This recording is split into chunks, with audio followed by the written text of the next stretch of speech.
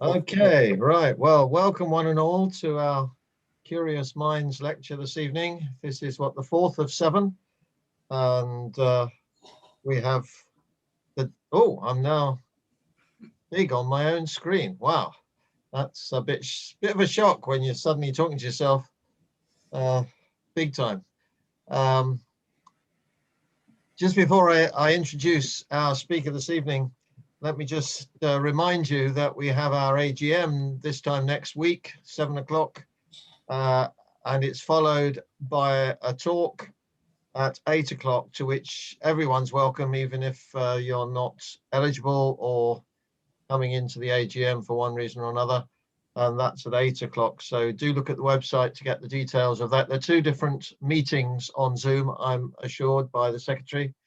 And so you'll need to enter codes in both cases, but don't forget those next week.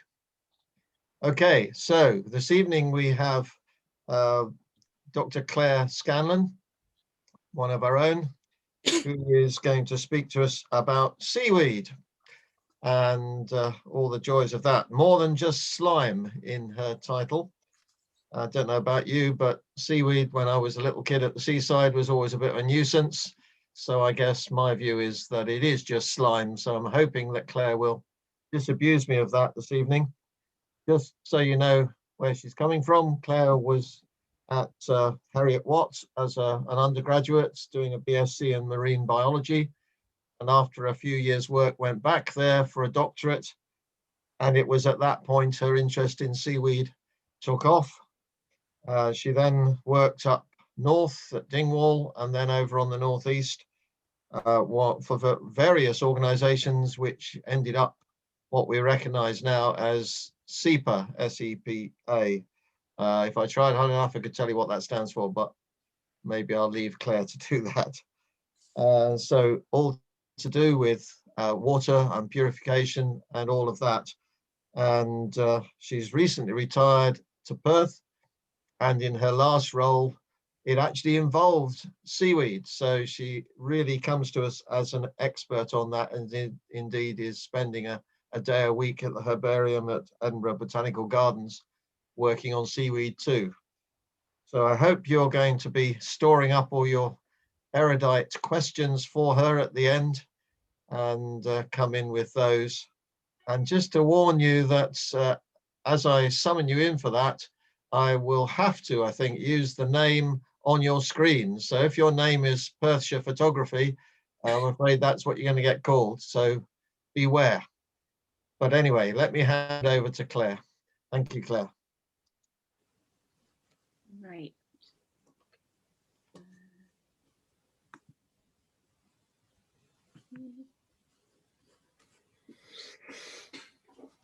Right, hopefully this is working.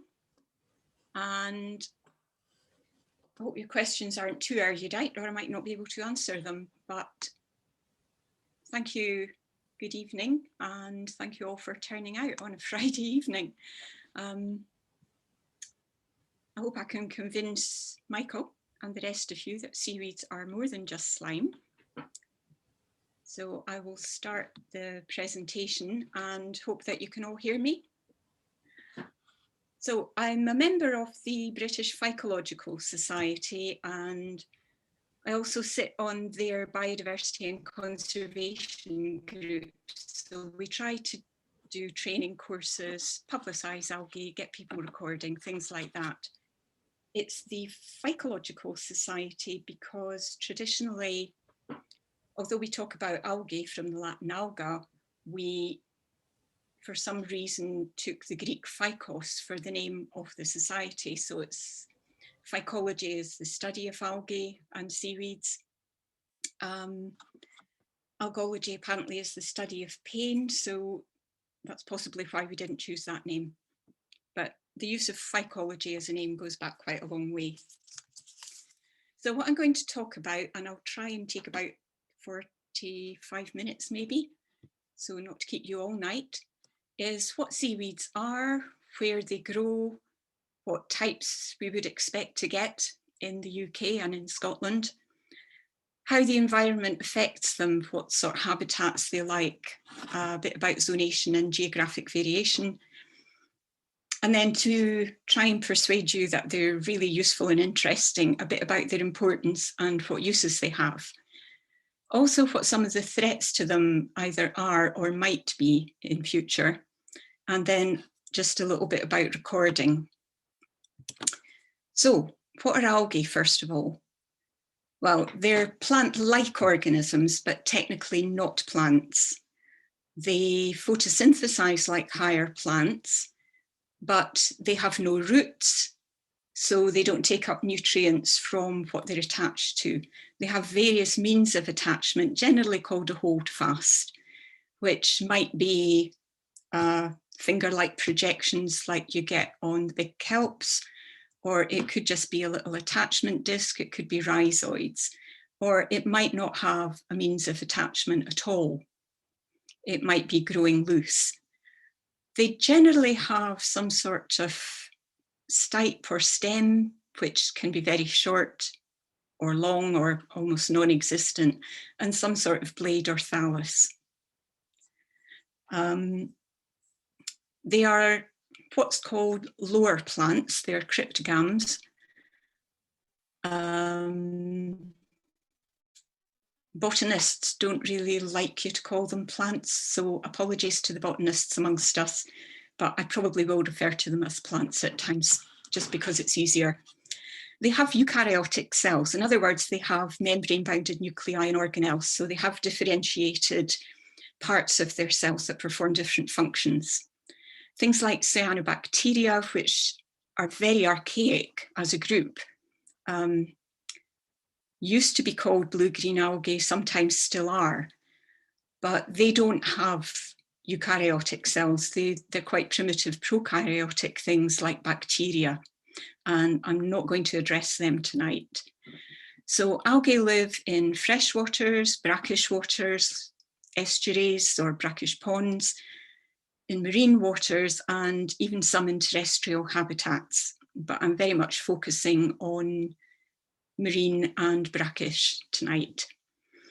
Algae includes the phytoplankton, but that's a whole different subject, so I'm not going to touch those tonight either.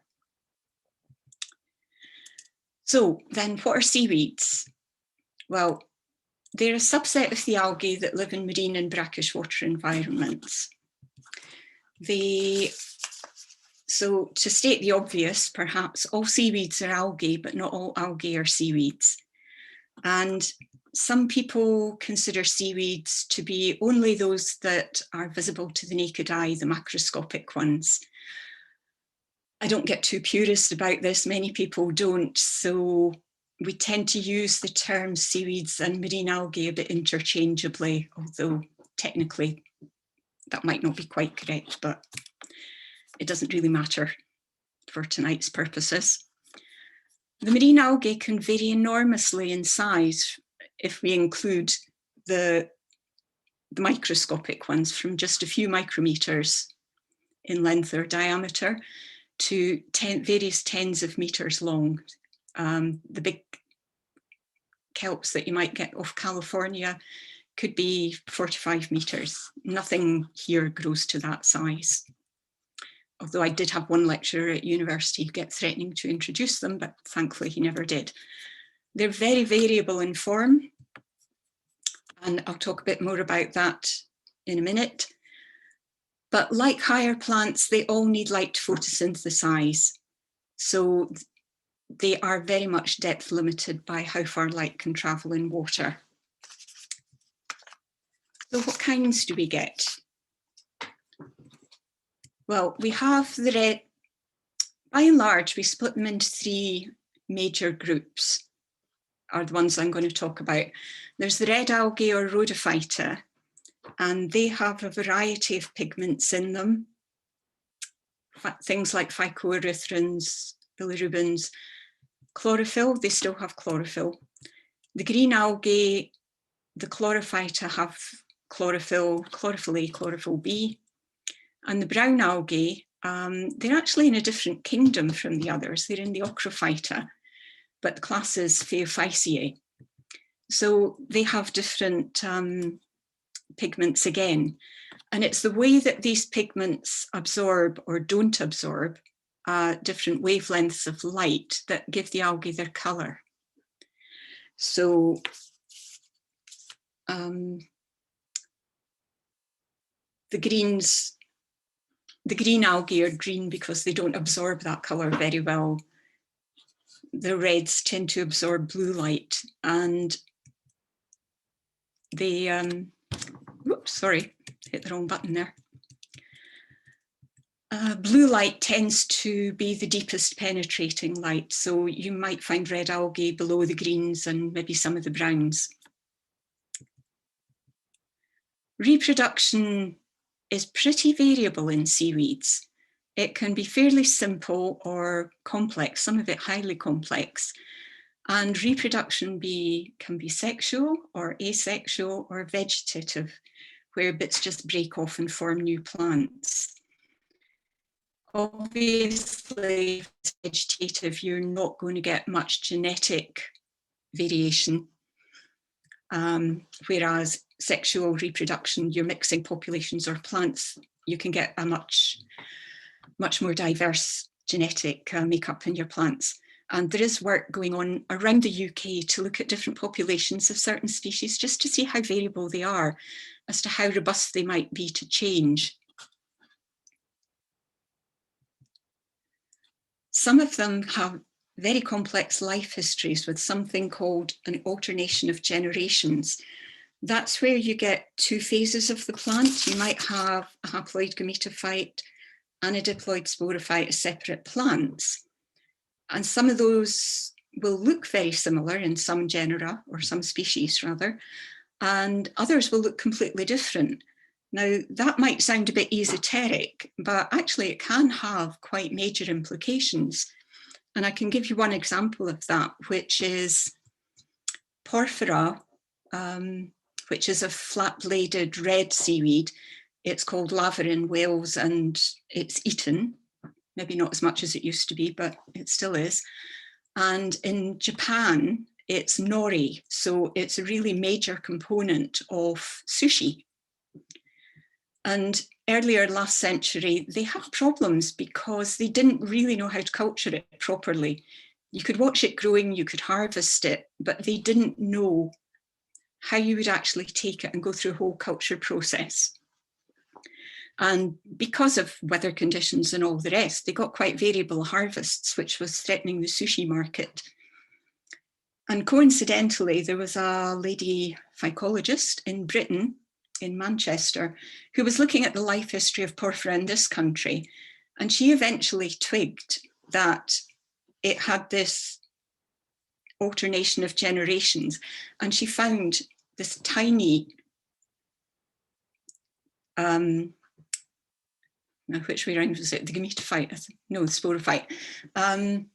Started off as a single cell, then developed into a little filamentous thing, but it bored into the shells of things like dead oysters.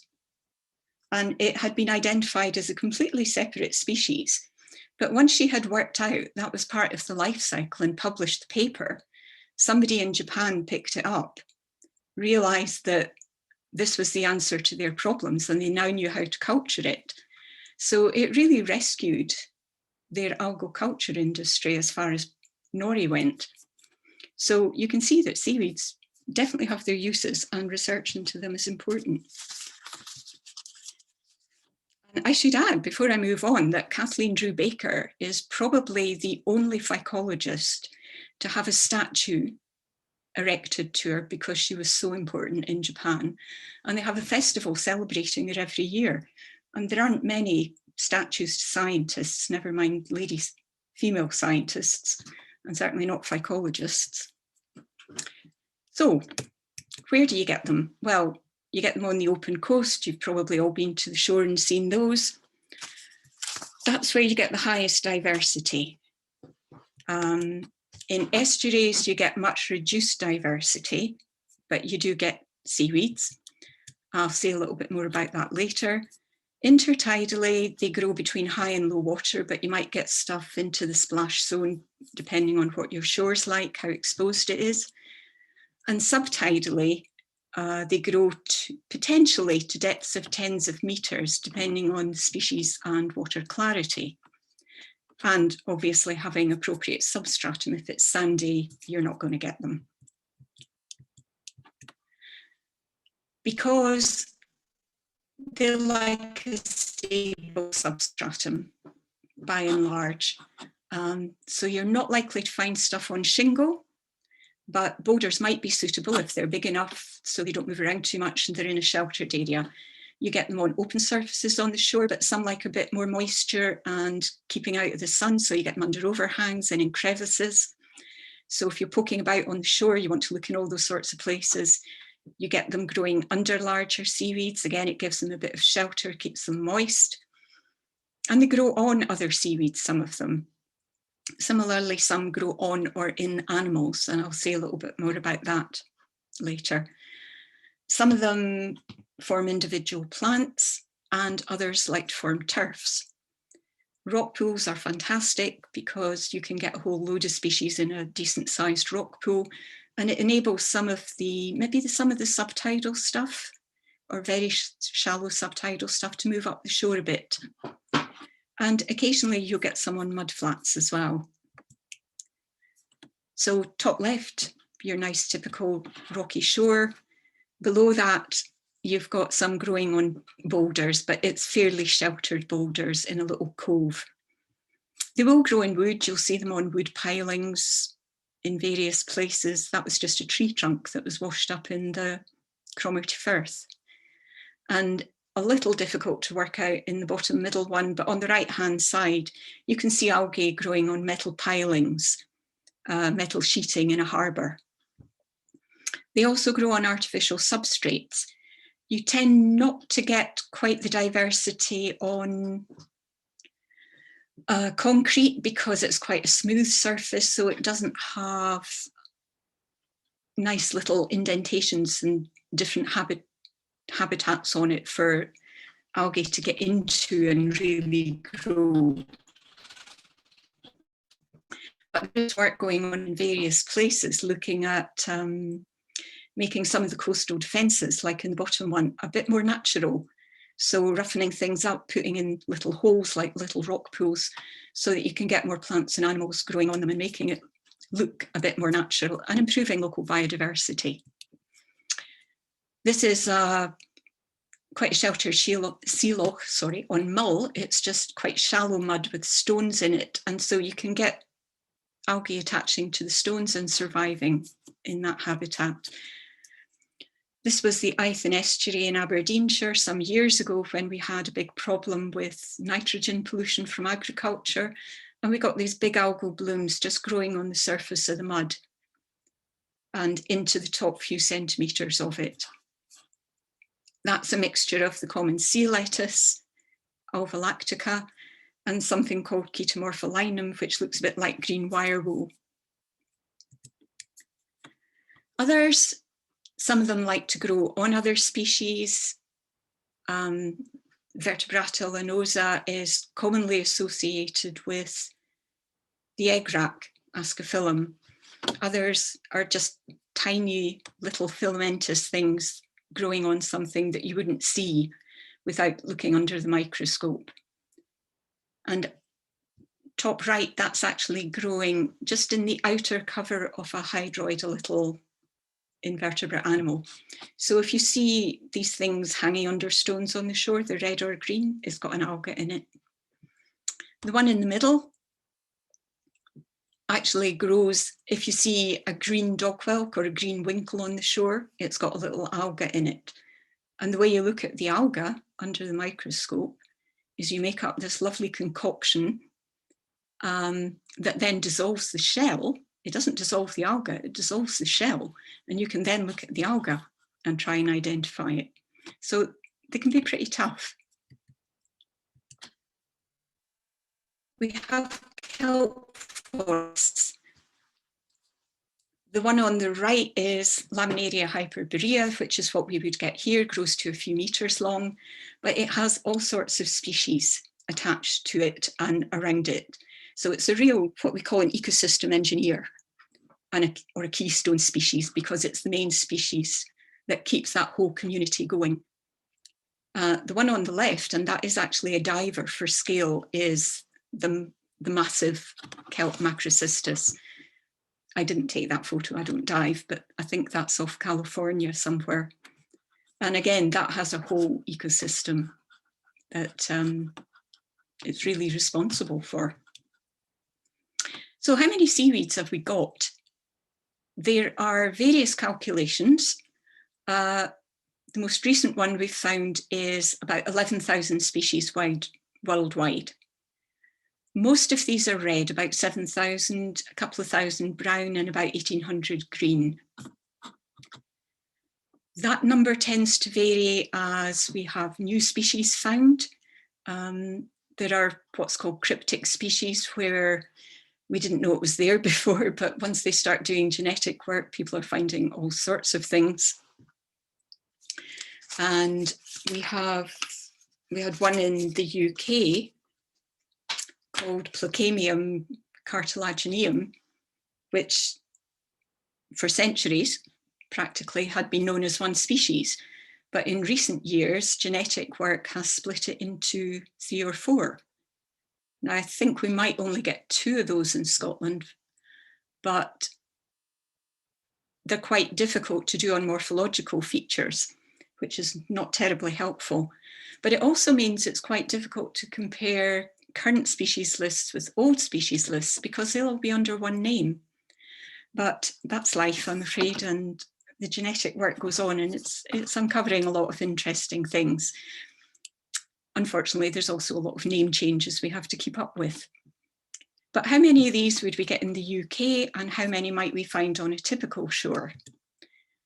So the last checklist in the UK was published in 2015. It had 641 species, of which about 30, I think, were introduced non-native taxa. And the last count that I saw for Scotland was about 420. So we've got quite a few. We don't have, you tend to get a lot of things, a lot more things on the west coast, and particularly southwest, where the waters are warmer. So how many would we get on a typical shore here? Assuming it's a nice, clean, open shore with a reasonable range of subhabitats like rock pools, overhangs, things like that, you might get 50 to 90 species. Now that's including things from the big kelps to the little epiphytes. But on a good shore, you would average maybe about 70. In the Firth and Estuary of Forth, Martin Wilkinson, who's giving us a talk next month, I think this number came from him, I'm pretty sure it did. There were about 246 species have been listed, which was nearly 40% of the British total and 58% of the Scottish species. Now, I know that Martin is working at the moment on compiling lots and lots of species lists for that area. So those numbers might change, and maybe he'll tell us about that, I don't know. I said earlier that you get fewer species in estuaries. You might get 40 to 50 near the mouth, depending on what the shore's like. But you drop out the reds and the browns and then the greens as you go further up, and the water becomes fresher. But it's a tough life in an estuary, because the salinity is constantly changing as the tide comes and goes. So that's why you might end up with maybe just 10 in an upper estuary region. And estuaries can be quite turbid, so it's a tough life being an estuarine alga. The marine algae are hugely diverse. I think I've already mentioned some of it. You get single-celled ones, you get them filamentous, just monofilaments, 1 cell thick or more. They can be branched or unbranched. I talked about colours earlier. I got quite embarrassed once when one of my colleagues was struggling on colours, because it turned out he was colourblind, and I hadn't really thought about that. But we look for all sorts of things. We look at whether they're branched or unbranched.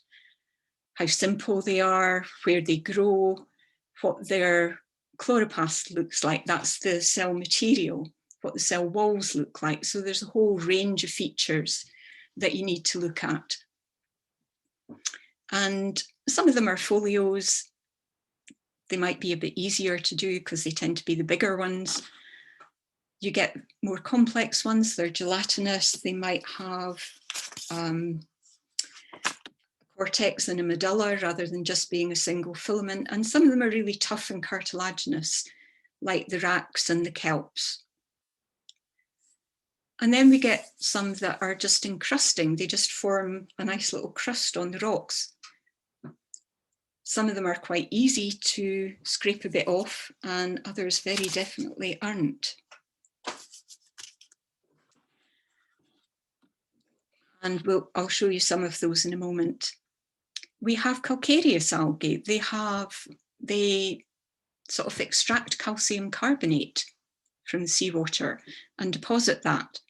Now, some of those are encrusting, and I'll show you some pictures of those. And we also have a few erect species in the UK.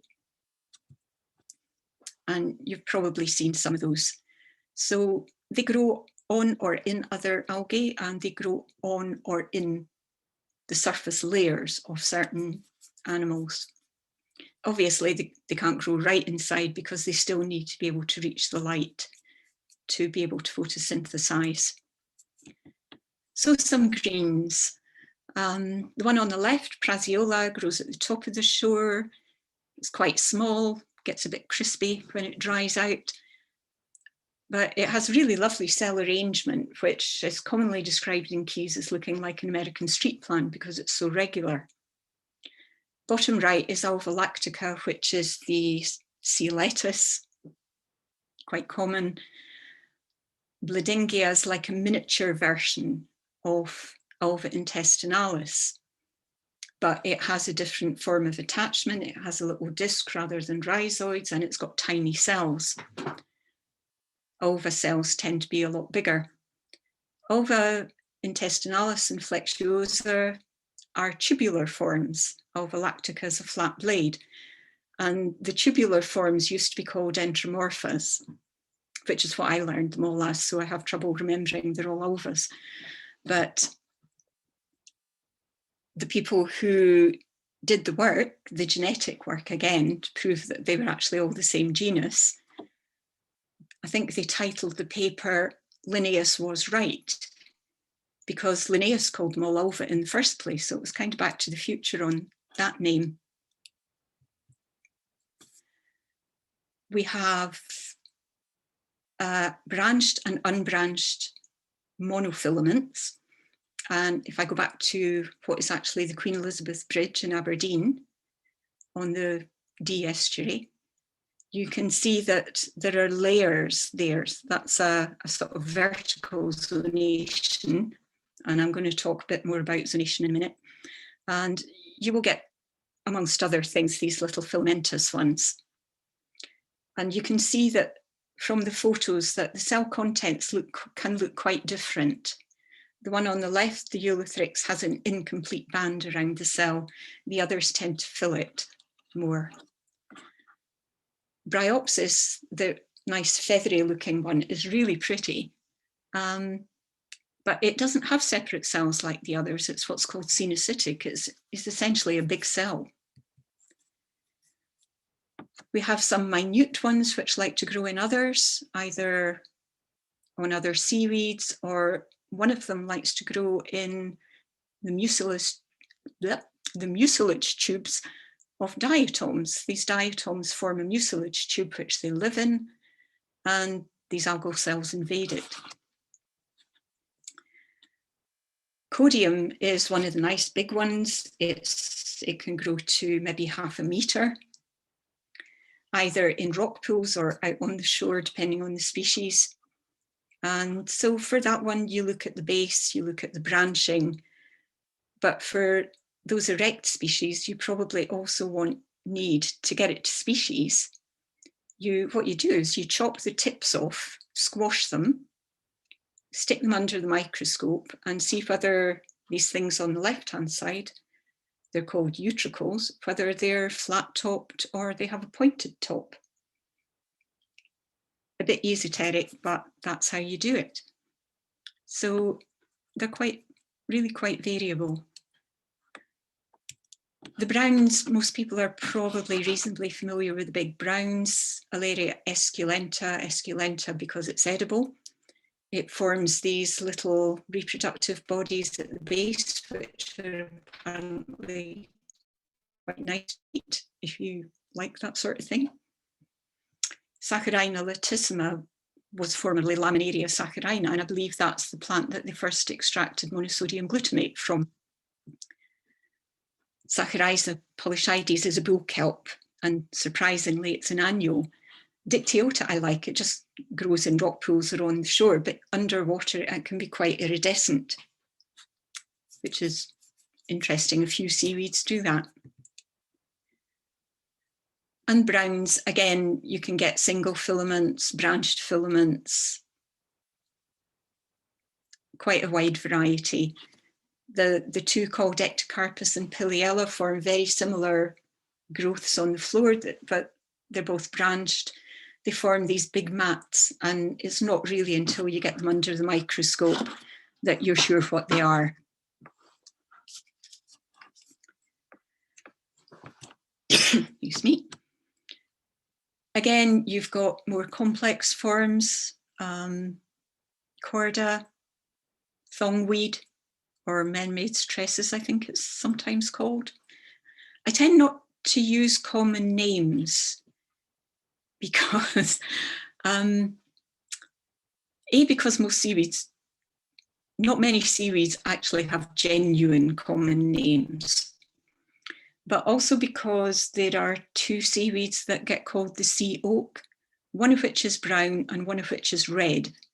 So if somebody just says they found a sea oak, you've no idea which one they've got. So I'm afraid I do tend to stick to the Latin names. But something like Hymenthalia in the bottom left is quite an interesting one because you can actually see three phases of the same plant there. It starts off as these little buttons. The button then grows into a mushroom, and then the reproductive bit comes out of the center of the mushroom. And that thong that comes out, it branches dichotomously. And it's what some people harvest and cook as sea spaghetti. Can't say I've actually tried it, but I know some people eat it. And then you get some, which I know it's not particularly clear on the bottom right photo, but you get some called Ralphsia that form crusts on the rock, or on limpets actually. The reds, not only are there more of them, they tend to get the prettiest ones. The Victorians were seriously into collecting seaweeds and pressing them and making albums. So on the left, you've got something called Delicidia, which is sometimes known as the sea beach. It is very attractive seaweed. And above the bottom picture is a pressed specimen from, I think it's about 1848, that one. It was collected by the Reverend David Lansborough, who did a lot of collecting in the Clydesea area. And okay, it's faded, but it has actually lasted remarkably well. And the Victorians did that a lot. Palmaria palmata is common dulse, which used to be eaten quite a lot, maybe in the Highlands and Islands. Plocamium, bottom right, that's the problem species now. That it's a bit harder to tell which one it is.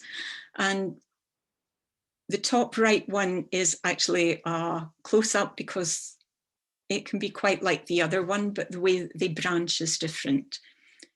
Apiglossum, the branching comes off a midrib, whereas in Membranoptera it comes off the side. And the funny little dots in the middle of the apiglossum leaflet are reproductive bodies. So again, you come back to different sorts of filaments, either single-celled, single monofilaments, or polyfilamentous ones where you have a central cell and others growing round about it. And they grow in different habitats. You've got some which are a bit more filiform, mammalian, for some peculiar reason, quite likes to grow on limpet shells, which, given that limpets get up and walk about and then go back to their home scar, is a bit strange. You get non-calcareous encrusters as well, and there's a picture of a scraping of that which has been squashed and put under the microscope. So you have to count cells. But then you get calcareous reds. The top left doesn't look particularly red, I know, but that's because it was in quite a shallow pool and it's been reasonably bleached by the sun. The one underneath it is pinker, so more of a typical red.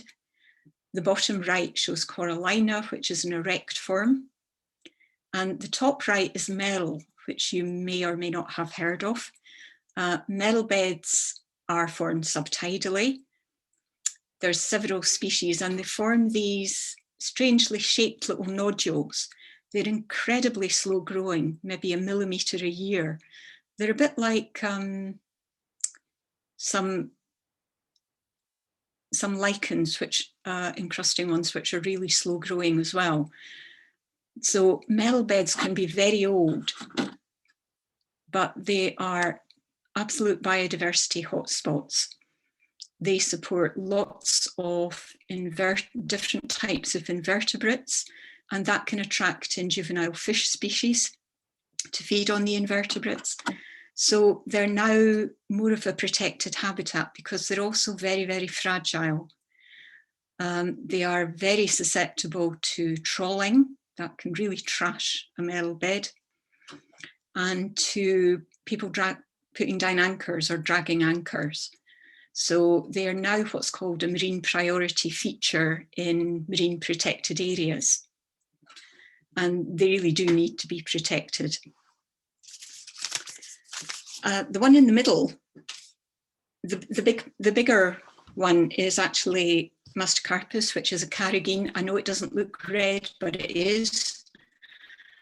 And the little lighter colour patches on it are another coralline alga, which likes to grow on Macrocystus. So there's a whole variety of types and habitats. So I was going to say something about zonation, intertidal zonation at any rate, which is what we can easily see, because seaweeds structure themselves on the shore, and that depends on what height they are on the shore, how resistant they are to drying out, to desiccation, and how they respond to wave action, so the degree of exposure. And the tops of these zones that some of them form tend to be set by those sorts of physical factors, whereas the bottom of the zones are set by a combination of physical factors and competition between the seaweeds.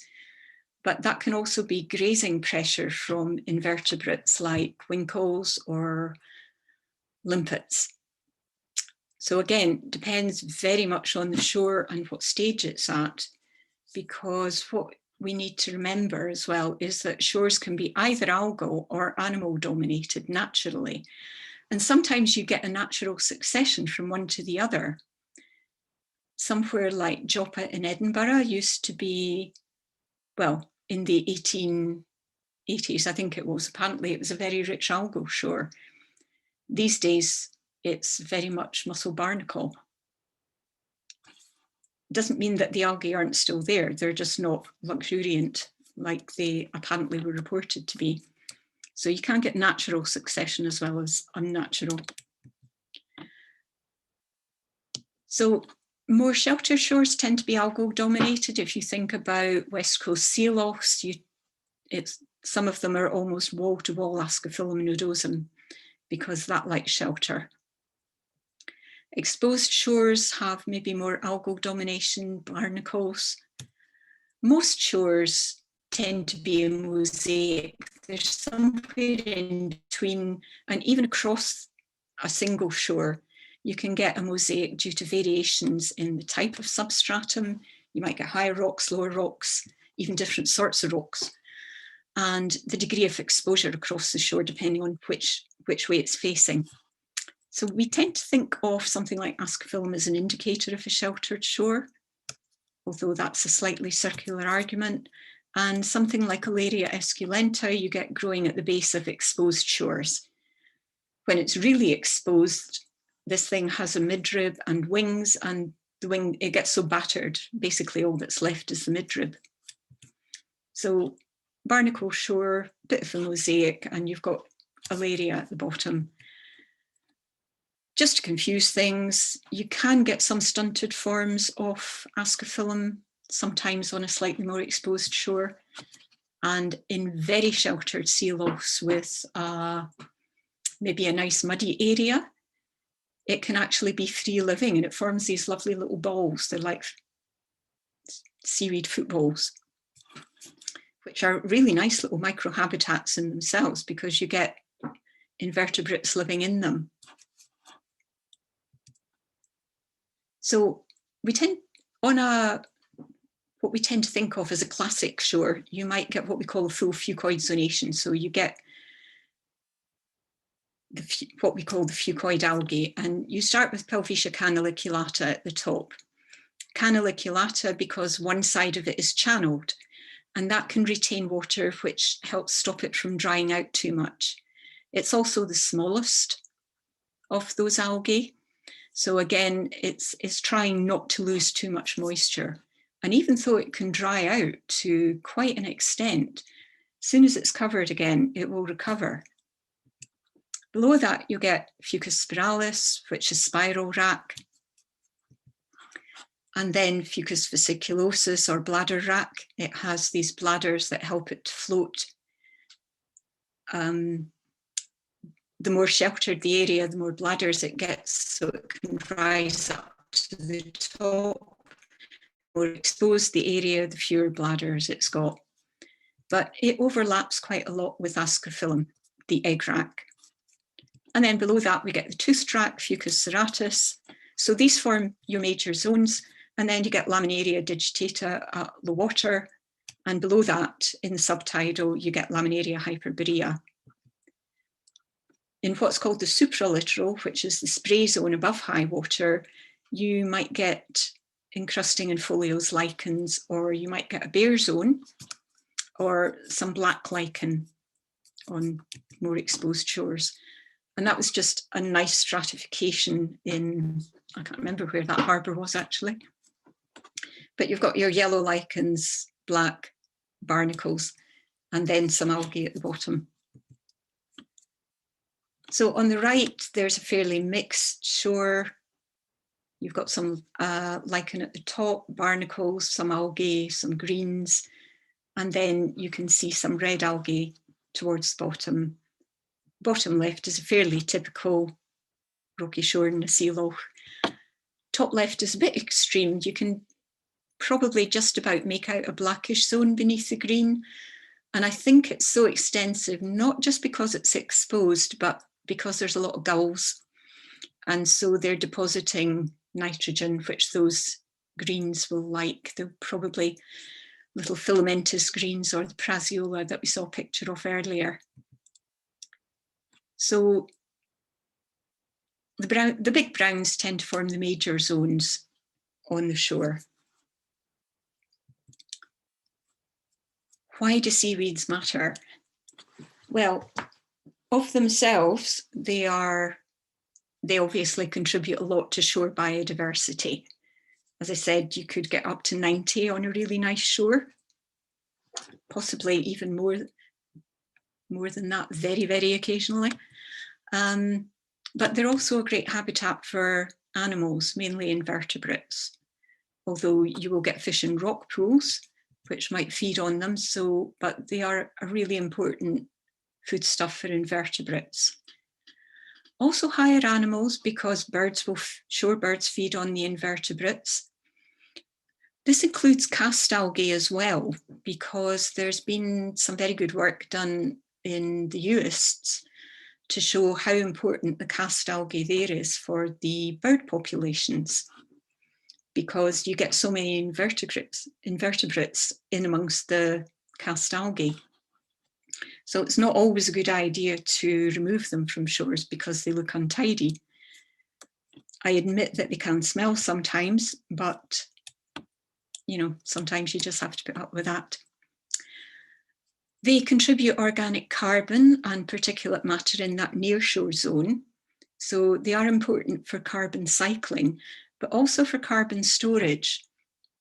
You may have heard the expression blue carbon, and that refers to habitats that store carbon in marine waters.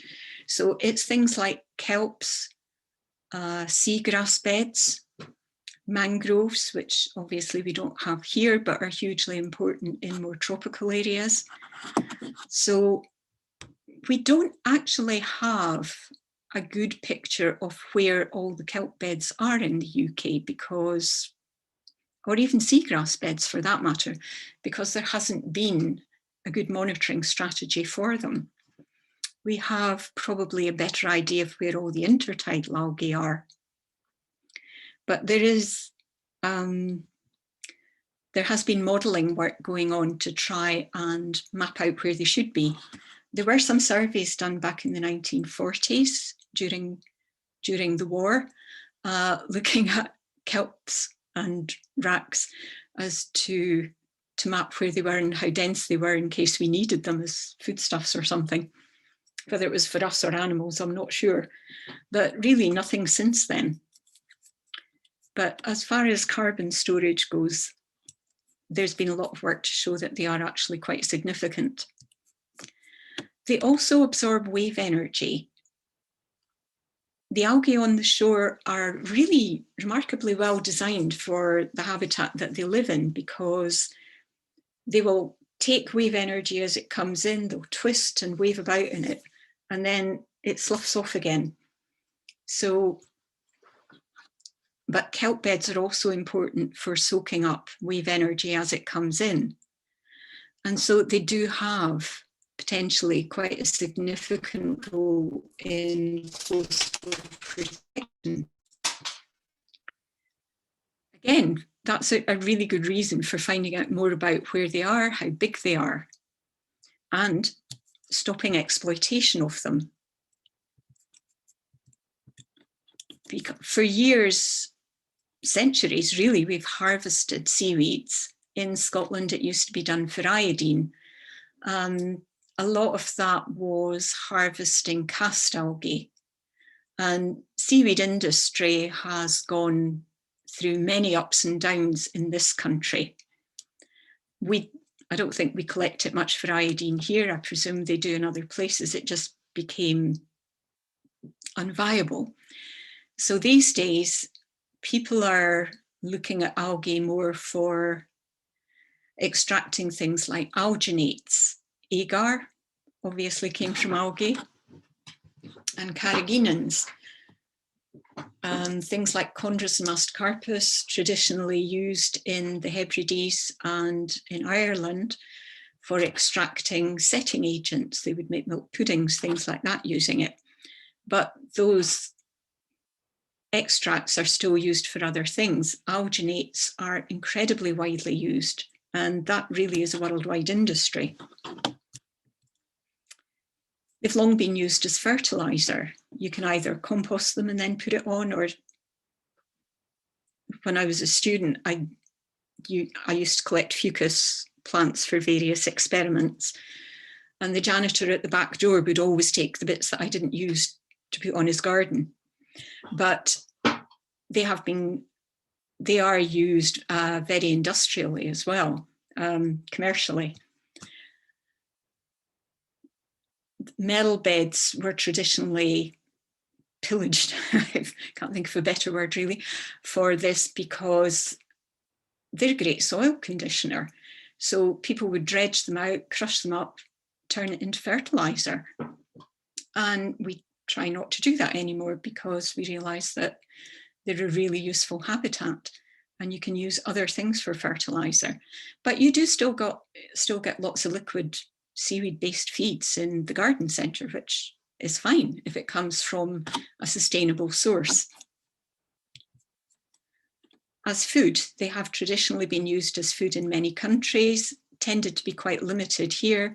In the Far East, of course, they've eaten algae for centuries, and it's big business, and algal culture is big business. It's used for pharmaceuticals and beauty products. There's an awful lot of soaps and moisturizers and things now all claim to have seaweed extracts in them. They have various medical uses. Whoops, done that again. They get used in medical dressings. The alginates can dissolve in the body, so sometimes they're used internally, but they have other uses as well. I once did a training course where we ended up with 4 retired gynecologists who told me about uses that I had never dreamed of, but I won't go into those. People are now talking about harvesting seaweed, potentially for biofuels. Personally, I find that difficult to see because of the difficulties of harvesting and drying and transportation. It's difficult to see it being commercially viable, but who knows? So many uses. They're used in medical dressings, as I said. You probably find that you've actually eaten alginates in ice cream. They're in toothpaste, beer. You get all sorts of gins, even wine with seaweed flavouring now. They're dried, chopped up and used as seasoning. Some of the seasoning's really nice. So a whole multitude of uses. At the moment, seaweed culture is very much in its infancy in this culture. It's been done for a very long time in the Far East. We would not tend to do it the way that they do it because quite often they will chuck in lots of fertilizer to get stuff growing. And that way you end up with potentially a lot of really nuisance algal blooms. I don't know if you remember the Beijing Olympics, but when they were preparing the course for, I think, the rowing or wild swimming, they had to get rid of massive algal blooms. So we would not do that here. But there is a lot of research going on into seaweed culture, particularly at the Scottish Association for Marine Science in Oban. Seaweed is very rich in vitamins. Culture wouldn't take up space on land. It would be sea that we don't use. Scottish government policy supports the development of the industry, more for culture than for harvesting, because you do not want to harvest indiscriminately. And it's quite difficult to really set good, sustainable targets for seaweed harvesting of wild populations, particularly if you want to look at something like kelp forests for coastal protection. But with seaweed culture, there are all sorts of issues that need to be ironed out before it can really take off. The favourite species at the moment seems to be the sugar kelp, but there are others that are being looked at as well. Threats to algae, well, potentially non-native species. They could either increase or decrease biodiversity. When Sargassum muticum, which is the one on the right, first appeared in Britain quite many years ago now, it worked its way up from the south coast. It's Japanese. It caused a lot of problems in marinas and harbours, but I found it across it by Lafroig distillery on Islay, and it didn't appear to be doing too much harm. So I think we're learning to live with it. The red in the top photo is formed by these little fuzzy red balls in a rock pool in the bottom photo.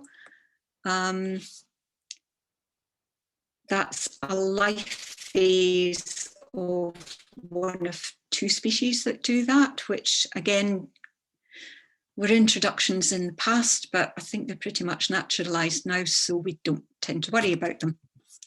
This one is Anderia Pinnatifida, or Wakami, another Japanese introduction, which started off in, I think, in a marina on the south coast, which is where this photo was taken, being held up by a very eminent phycologist. And it seemed very slow to move.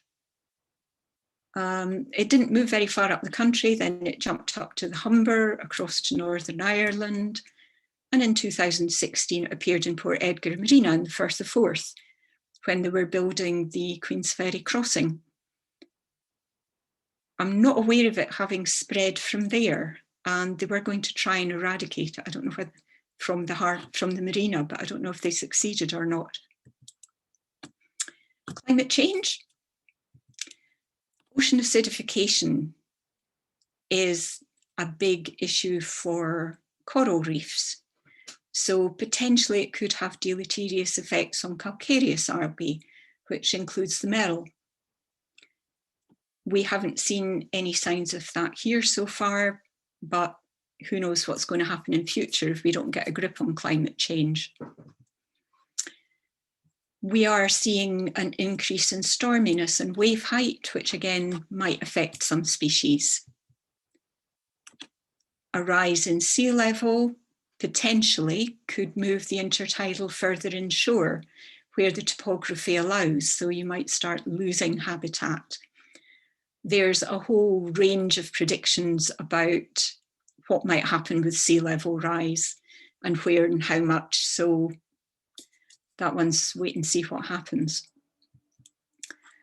A rise in sea surface temperature could affect the reproduction of some species, either for good or ill. And what's most likely at the moment is that as sea surface temperature goes up, some of our northern species, which are at their southern extents, may retreat northwards, and then we get southern ones moving up. Now that could change the structure of a habitat. It could change the faunal component of that habitat that lives on things, because different seaweeds will have different surface chemistry. So something like Odonthelia dentata is a very common species in Scotland, but you don't tend to get it in England or Wales. I apologise for the photo because I couldn't find a nice photo of it. It's usually a lovely red colour, but it goes almost black when it dries. But that was the only one I could find. But we could lose, potentially, we could lose things like that. So it's really good to record common things as well as the rarer things, even if it's only a handful of them. Sampling is really easy. You just need to find a good low tide, get yourself some wellies and a set of glamorous waterproofs. As you can see, we've done. Go down to the shore. You don't need any fancy equipment, just maybe some pots and bags to put things in, maybe a knife to pick things off rocks if you need to take them back, and a notebook. And you can potter about to your heart's content until the tide comes in. Identification, a lot of the bigger, more common things can be done by eye or with a hand lens, maybe a low power microscope. If you want to get into the finer things, you would need high power microscopes, so that gets a bit more limiting. Some of the books can be quite expensive, like the ones on the right. The checklist and atlas, you can actually download an old edition of it for free from the BPS website. The Sea Search Guide is quite cheap, it's less than £20. It's got nice photos, lots of species, so that's actually a really useful one. And I think this edition has more information on how to go about collecting things. So, recording. Please record. Originally, the Phycological Society ran a recording scheme up to 2000, pretty old-fashioned. It used really out-of-date record cards with old names. But it did produce an atlas and checklist, which was updated in 2005, and it's the 2003 version you can download for free from the website. Not all the species have distribution maps. Names and distributions can be a bit out of date, but it can be quite helpful. You know, if you find something that's never been found in Scotland before, you might want to think twice about it. So it produced these sorts of maps. The BPS received funding from Opal a couple of years ago to set up an online recording portal, both for the marine algae and for freshwater algae. And that's on the Society's website. Records will go to NBN, and the aim was to provide a really expert verification system. Possibly hasn't worked quite as extensively as it might have, but we are working on that. However, there are, of course, other recording routes, such as iRecord, your local record centre. There's something like the Big Seaweed Search, which is run by the Natural History Museum. That looks at a fairly restricted range of species, but it's ones that you could do quite easily, and they do provide guidance on how to do it. So that's worth having a look at if you're interested. I also, just the other day, I'll just quickly mention it, discovered that there are general keys to field guides to reds and browns that were done for Field Studies Council by Sue Hiscock many years ago. So a lot of names are out of date, but you can now download those for free. If anybody's interested, then contact me and I can give you the link. And thank you for your attention.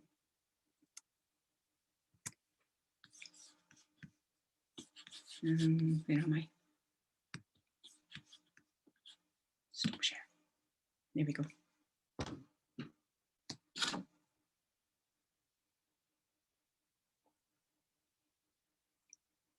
Any questions?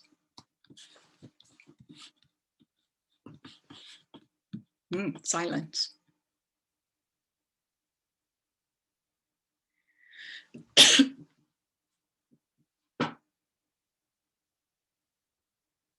No questions.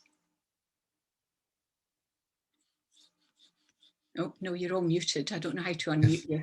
We're unmuted now. We've been unmuted, I think. Yes. Okay. I was going to ask a question about seaweeds in general, which is, what are they made of?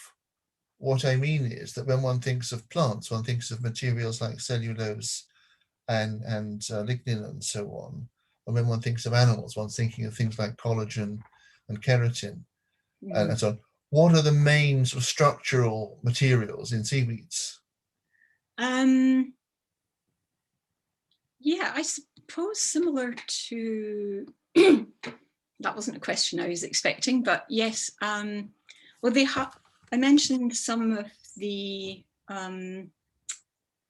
are the polysaccharides, the things like the alginates and others, carrageenans. They're,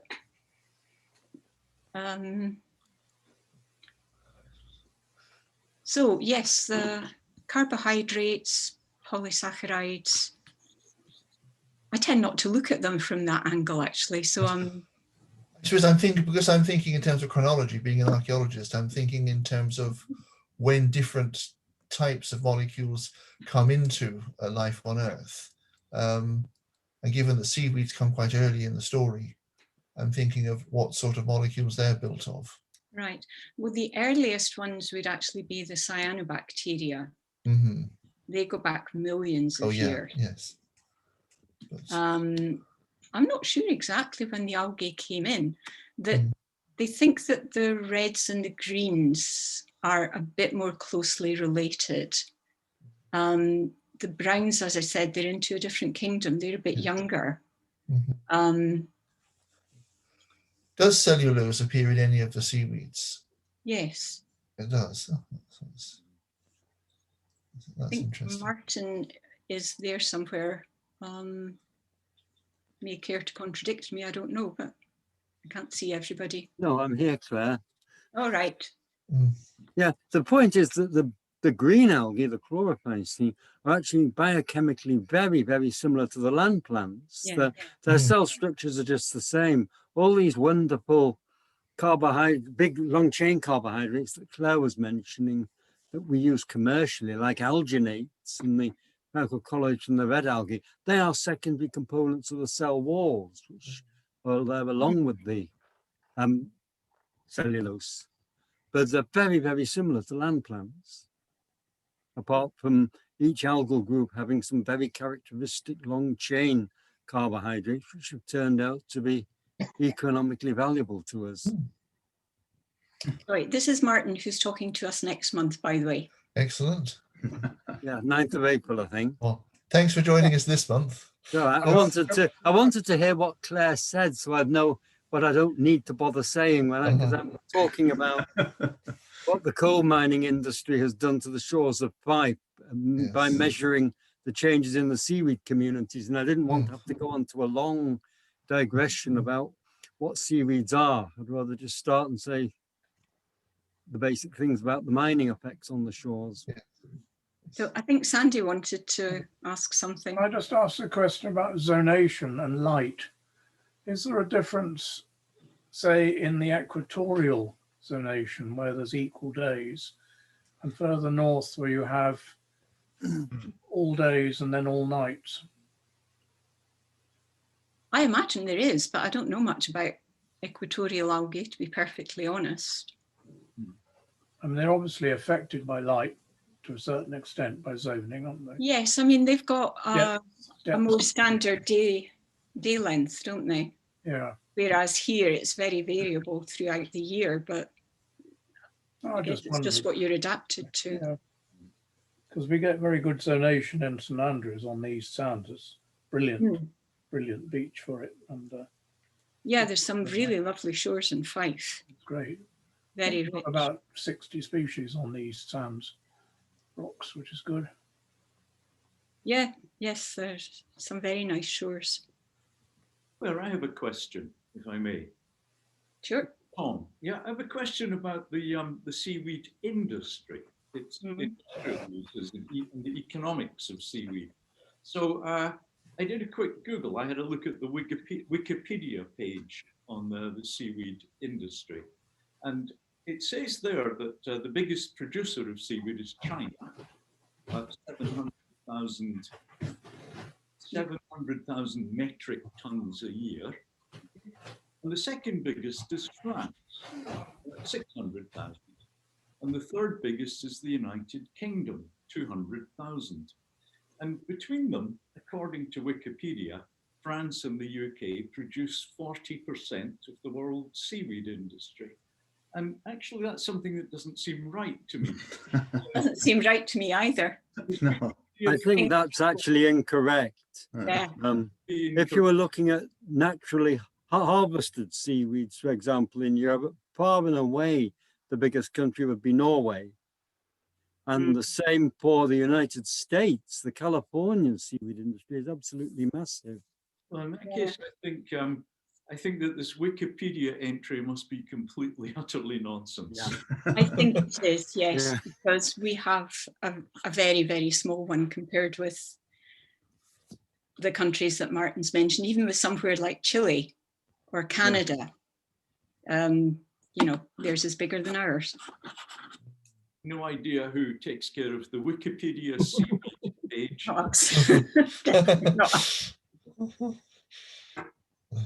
Thank you. That's quite surprising. Yes. I must have a look at it. Yeah. Yes, and maybe you can fix it. Ah. Claire, we had a talk a few years ago, a couple of years ago, about the marl beds and comparing it in value to the Great Barrier Reef, our sort of equivalent of the Great Barrier Reef as an ecological zone. do the marl beds coincide also with the north-south divides between seaweed species? I think you would, well, I don't know about that. There's a few species in this country, one of which is pretty northern, that form marl beds. You tend to get them in, I suppose, slightly more remote places that are quite clean. They're not going to be disturbed so much. So you're not going to get them in the English Channel, I don't think. Well, actually, you might get them down in Devon or Cornwall. Yes. So you might get different species doing it in different areas. Do the marl beds play host to many other species of seaweed then? Sorry, could you say that again, Malcolm? Do the marl beds play host to many other species of seaweeds? They do play host to other species of seaweeds, yes. Don't ask me which ones. Right. That was going to be my follow-up question, which I thought it might be. Is it a bit like archaeology used to be, and the mapping of the seabed and the location of communities used to depend on where professors of archaeology went off, for instance, to look for various things in the summer?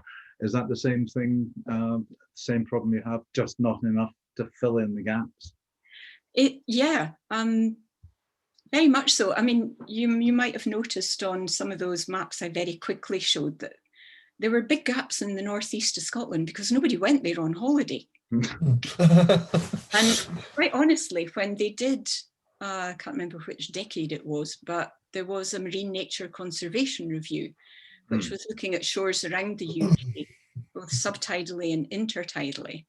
And the divers who were doing the subtidal stuff, they thought, well, we're not going to the East Coast, that's boring. So they went to all the nice places. They did the West Coast, Orkney, Shetland, Skomer, places like that down south. And they didn't do many of the shores in the northeast of Scotland because they thought, oh, well, you know, there's a lot of turbidity around there. They're not such nice shores as the West. We don't want to go there. And the Victorians didn't go there on their holidays either. They went down the Clyde or they went to Orkney in Shetland. So we've got old records for places like that. You know, I've been to places on the East Coast, up Caithness, Sutherland, and they're lovely. Yeah, absolutely. Yeah. So we could fill in some gaps on those if we produce the atlas again. But yeah, it's where people go for their holidays to some extent, and where you can afford to monitor. You know, we've always been quite restricted with the amount of monitoring that we can do, either as you do it in your own time for fun, or at work. When I was with SEPA, we went to specific places for specific reasons. So would you say that kind of sampling is now more tied into a general research strategy throughout the UK, or is it not? I would say that there is less monitoring going on generally because of cutbacks. All the agencies have had their budgets reduced. So they've all had to be fairly ruthless about how they prioritise their monitoring. So if you found that somewhere that you did before was high quality, there's not much reason to go back unless somebody comes along and tells you that there's a problem. It's unfortunate because unless you go to the good places as well, you don't know how bad the bad ones are, or the not quite so good. You need that whole scale. But it's very difficult to maintain really good monitoring networks that cover everywhere and the whole conditions. So has phycology generally benefited in the way that archaeology has from some of the disturbing practices from the oil industry and fishing industry in the North Sea? albeit tangentially. Are you getting records from that kind of work, or No, is it generally carried out at too deep a water? it's very difficult to get subtitle stuff done because generally speaking, you need divers, and that's expensive, and that doesn't, because that's very near shore, it's not touched that much by things like the oil industry. There was way back when they were developing the Beatrice field in the Moray Firth, there was intertidal survey work done then, which I think was paid for by BP, but nothing. And there was work done in Orkney around Scapa Flow because of the Flotta oil terminal, and there was work done up at Sullenvoe in Shetland.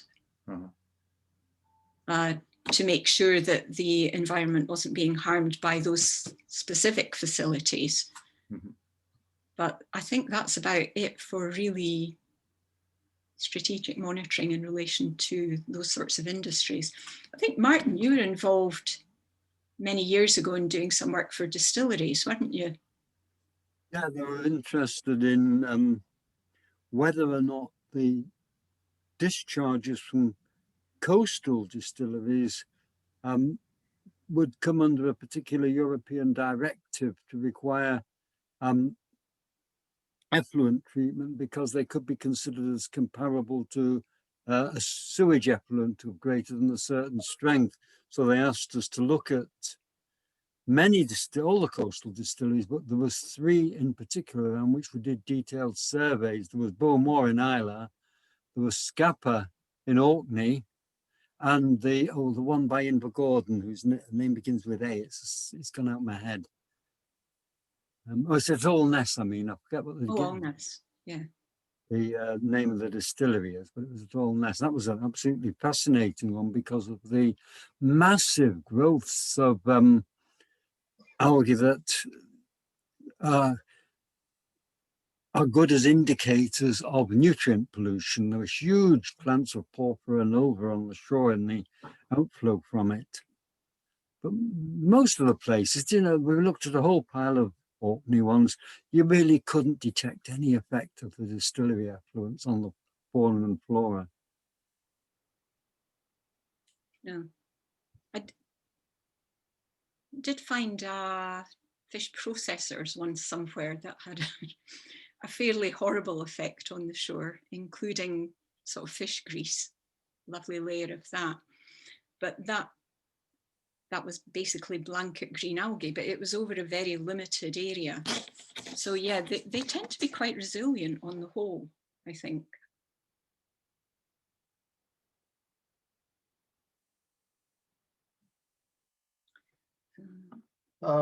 We seem to be running out of questions. So if there are other questions, then do please jump in. I was going to ask a rather silly one in a way. This talk reminded me, I used to live in the island of Jersey in the Channel Islands, and they have, they still collect vrac for fertilizer purposes there. And I was just looking it up today and was interested to note that in past times, there were quite a number of drownings of people collecting seaweed for this purpose. And it just made me wonder whether you yourself had had any escapades whilst doing your work on the shore. Probably not any I'd admit to. Oh, right. But no, nothing drastic, really. Oh, good. But yeah, people have been in the past. And I think probably in China and places like France, where they tend to take out little boats and haul the stuff up and then drape it across the boat, you can quite easily slip off that or unbalance it. So I imagine they've lost quite a few people at times. But fortunately, no, and touch wood, we haven't lost anybody here. Got wet once or twice, but that's about the worst of it, really. Oh, that's good to hear. Anyone going to jump in at the tail end with any last questions? I think we've had a wonderful evening, a really good talk, and some interesting questions as well to follow on, and answers to the questions. So I don't know how we do this on Zoom, but we would normally give you a round of applause at this point, Claire. That's And right. so we're giving you a virtual one of some sort at least. Okay, thank you Michael, for doing that. Well, thank you very much indeed. Okay, thank you everyone, and good night. I guess that's us.